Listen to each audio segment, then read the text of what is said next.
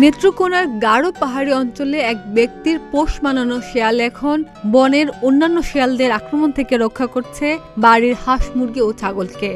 একসময় যে শেয়াল ছিল ভক্ষক, এখন সেই হয়ে উঠেছে রক্ষক।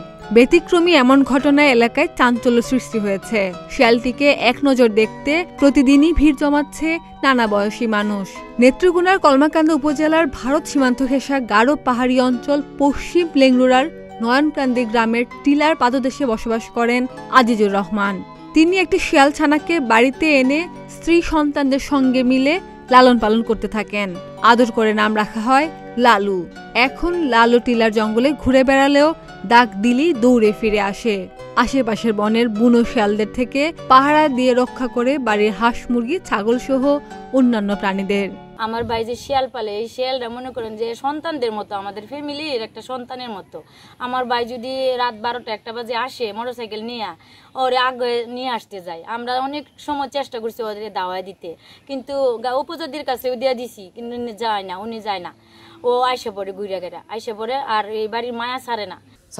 ছাগল বরাবরই সব একসাথে থাকে, কোনো সমস্যা হয় না। আমরা ছোট থেকে আসমুখি সব একসাথে থাকতেছে, খায় না, বলে কিছু খায় না। পাহাড়ে লয়ে যেতেছে ছাগলে, আবার সন্ধ্যার সময় একসাথে আইতেছে।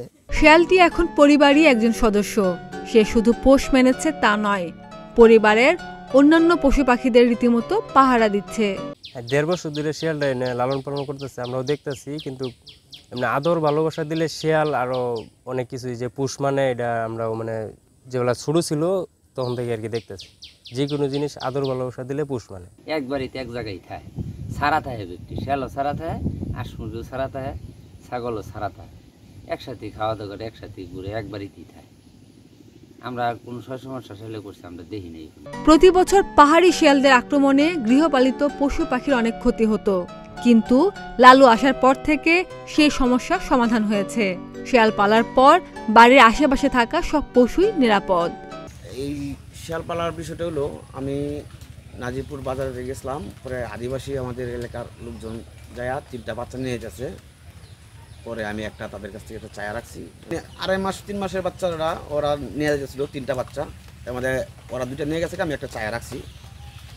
এই 2.5 মাস 3 মাসের বাচ্চা থেকে মানে 18-19 মাস পর্যন্ত আমি এই যে খাওয়াই নিতেছি। আমার বাড়ির ফ্যামিলির সাথে কোনো সমস্যা নাই। এই হাঁস মুরগি ছাগল আশপাশে কোনো সমস্যা নাই।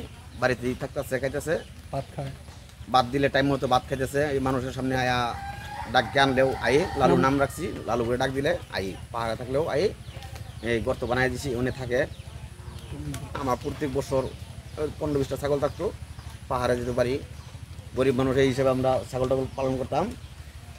প্রত্যেক বছর 4-6টা বাচ্চা শিয়ালে খাইতো, জঙ্গলি শিয়ালে। শিয়াল পালার পর থেকে কিন্তু একটা বাচ্চা আর শিয়ালে খায় না। ভালোবাসা দিয়ে সব জয় করা সম্ভব। আজিজুর রহমানের পোষা শিয়াল লালু তারই জীবন্ত উদাহরণ। এখন সেই হয়ে উঠেছে বাড়ির সব প্রাণীর রক্ষক। খাদিজা নিপা, প্রতিদিনের বাংলাদেশ।